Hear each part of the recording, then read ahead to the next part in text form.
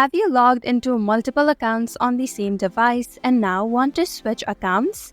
I'm Emily, and in this tutorial, I'll walk you through the steps to switch account on Instagram. Let's get started. First, open Instagram.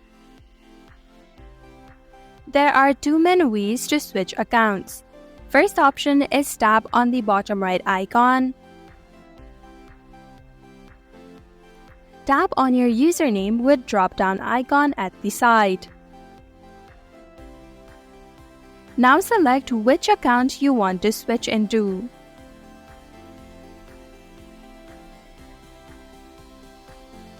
And now I've switched into another account. Another method is to simply double tap the bottom right icon.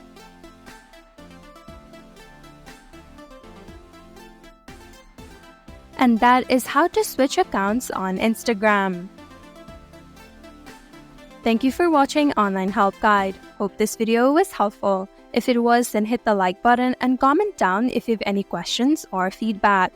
Also, if you're new to our channel, subscribe and hit the bell icon so that you don't miss our upcoming videos.